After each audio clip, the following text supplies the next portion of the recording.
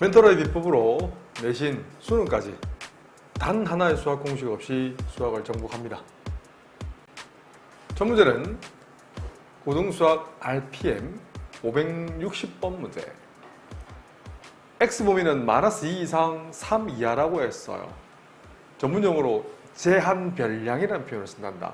이제 X를 별량이라는 표현을 쓴단다. 변하는 양. 근데 이 범위에서의 최대값이 4라고 했어요.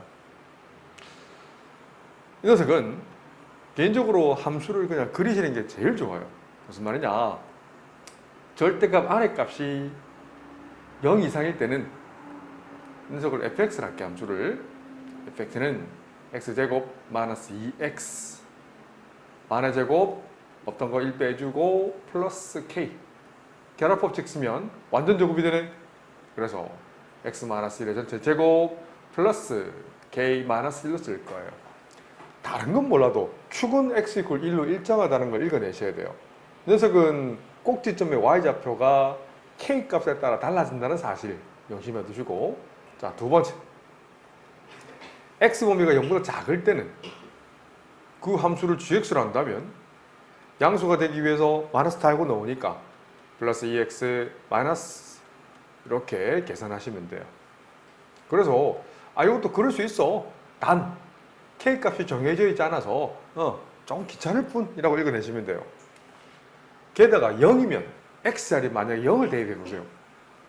0을 대입하면 어때요? f0 값은 얼마가 나와요? k가 나오죠. g0은 마찬가지다. k가 나온다는 거 확인해 주시고 그래프를 그리도록 하겠습니다. 자, fx부터 그리면 x = 1이 축방 정식이죠. 자, 그런 후에 거기 맞춰서 2차 함수를 이렇게 이쁘게 그리시면 돼요. 그런데 이 녀석은 어디에서부터 어디가 성립하냐면 0 이상부터 성립하거든. 축방 정식은 x = 1이고요. x = 0이라는 건 요쯤 있을 것 같아요. 자, 그래서 우리가 그려야 될 gx, 그 빨간색으로 색칠을 입혀줄게. 이 녀석은 축은 x = 1로 일정하고 0 이상부터 성립하니까 이 녀석들을 성립한다고. 그렇죠. 그래서 꼭지점을 뭐 굳이 구한다면 1, k-1이 될 거야. 오케이. 자, y = gx도 한번 그리겠습니다. gx도 역시 마찬가지야. 그림을 그려보자. 이런 식으로 그리지 않나? 이 녀석은 근데 꼭지점 좌표가 조금 달라집니다. 꼭지점은 -1, k-1이 되죠. 그런데 그 x범위, 흔히 말하는 정의역이라고 부른댔다 별량 범위는 0보다 작다고 했거든. 그래서 이 부분, 초록색 부분만 그리면 됩니다. 아셨죠? 잘 보시면 축은 다르지만 꼭지점의 y좌표가 동일하네. k-1로. 자, 그럼 문제 한번 보세요. x범위는 -2 이상 3 이하라 했거든. -2는 x = -1보다 한 칸 더 왼쪽에 있잖아요. 근데 보시면 이 간격도 한 칸이죠. 구할 필요가 없는 게 x = -2라는 것은, 자, 간격이 똑같아요. 오케이. 이 녀석이 x = -2가 될 것이고 0에서의 함수값과 동일하지 않나? 마찬가지야. 3에서 한번 보세요. 3이라는 것은 이번에는 x = 1을 기준해서 두 칸 왼쪽에 있죠. 그래서 조금 더 함수값, 그래서 y값이 더 위에 있다라고 쓰시면 돼요. 어때요? 어떤 말인지 알겠지? 이것도 직관적으로 아셔야 돼요. 그래서 3일 때 최대가 되고요. 쭉 올라가서 밑에 내려가서 1일 때와 -1일 때 최소값을 가지지 않나? 갑니다. 그러면 최대값이 4라는 것은 요거 그대로 쓰시면 돼요. 이 녀석이 3,4가 되어야 된다 이거지.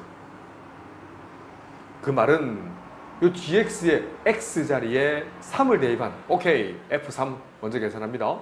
3을 대입해 보세요. 2의 제곱 4. 그래서 k 플러스 3이 되겠네. 이해되지? 이 녀석이 4라는 얘기예요.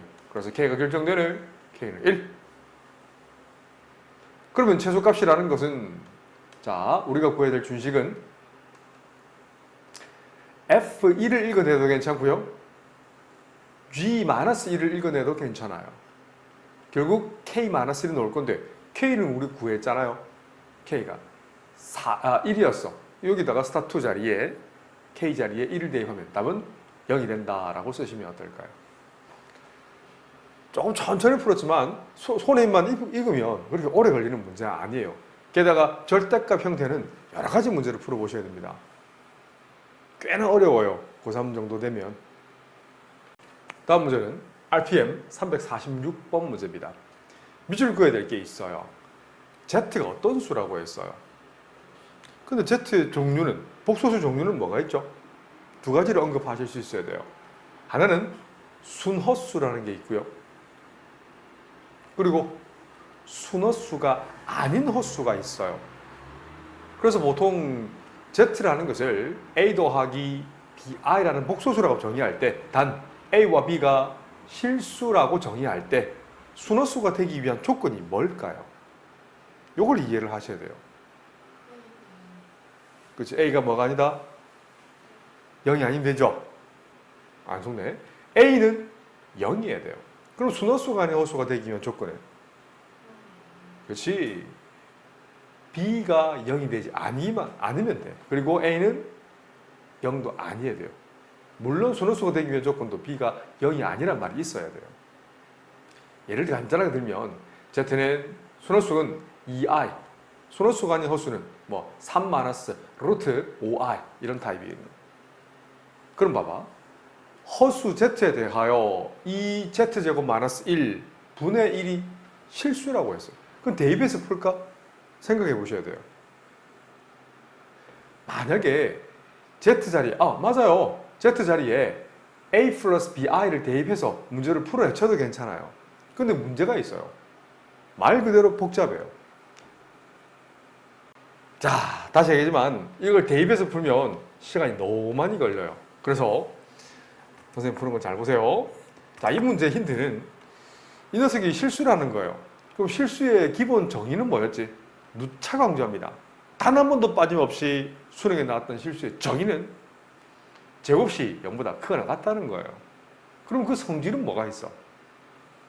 복소수로 설명한다면, 아니 복소수에 편례근을 씌워도 자기 자신과 동일하지 않나?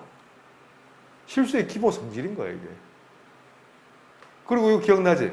실수를 하면 Z바는 Z와 같았지. 실수를 하면 오케이.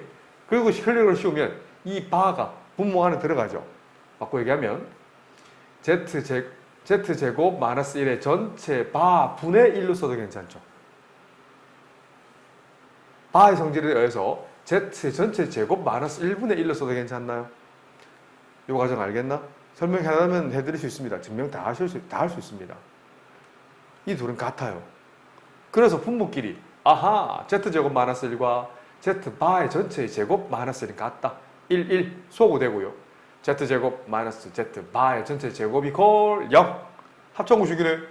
Z 플러스 Z바 Z 마이너스 Z바가 항상 0이다. 이해되죠? 그럼 이거 정리 마저 내볼게요. 이건 2a가 되는 거 이해되나요? 이 녀석도 한번 더 적어줄까? 오케이. a 플러스 bi 마이너스 a 마이너스 bi가 되네요. a 소구되고 계산하면 2bi 이걸 0으로 써도 괜찮아요. 아시겠죠? 그러니까 z가 허수라 했기 때문에 어떤 게 항상 성립할까를 이해를 하셔야 돼요. 이 녀석은 항상 0이라고 볼 수가 없어요. 왜? 허수라 했다는 것은 b가 0이 될 수 없거든. 그래서 0이 될 수 없다. 이 논리 구조를 설명하실 수 있어야 자 있게 되는 거예요. 그럼 항상 성립한다는 것은 이 녀석이 0 될 수밖에 없어. 바꾸고 얘기하면 답에 6번 선지에 a가 0이 있다면 0을 적으셔야 돼요. 충분히 나옵니다. 근데 그게 없죠. 얼핏 보기에는 Z랑 Z바의 합이 0. 이 답이 있으면 체크하시면 돼요. 저번 시간에 복습을 좀 하겠습니다. 부분집합의 정의가 가장 어렵다고 했지. A가 B의 부분집합이라는 것은 우선 식으로만 한다면 어떤 원소가 있어. 그 원소가 앞쪽에 있는 의 집합의 원소일 때 반드시 그 선택된 별의 원소는 뒤쪽에 있는 집합의 원소이어야 돼. 그래서 이 그림을 벤 다이어그램으로 그린다면 자, 별거 아닌 것처럼 보이지만 별거 아닌 게 아닙니다. 수학은 정의 학문이거든. 그리고 또 부분집합을 구할 때 정의가 있었어요. 공집합은 모든 집합의 부분집합이었다. 그리고 어떤 집합은 그 자신의 부분집합이었다. 그리고 one more time, 3단 논법까지 A가 B의 부분집합일 때 또 B가 C의 부분집합이면 뭐가 성립한다? A는 C의 부분집합이다. 기억하세요. 그래서 내가 저번 시간에 간단하게 예를 들었던 게 어떤 집합 A가 있어서 원소 A가 하나 있었어. 원소의 개수는 하나입니다. NA equal 1이라는 표현을 쓰고 부분집합을 적어낸다면 정의 그대로 씁니다. 공집합은 모든 집합의 부분집합이 된다. 그리고 자기 자신은 자기 자신의 부분집합이 된다. 두 개가 되는 거죠. 이쪽은 2의 1제곱계라고 썼다. 그지? 어떤 B집합이 있어서 원소가 개수가 만약에 두 개가 있다 친다면 MB는 2라는 표현을 쓰고 부분집합 다 구해보세요.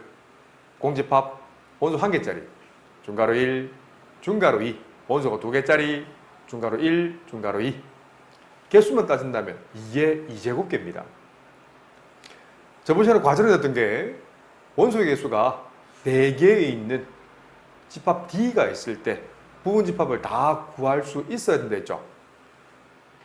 이걸 내가 다르게 한번 설명해 볼게. 원소가 4개가 있어. 그런데 그 부분집합에는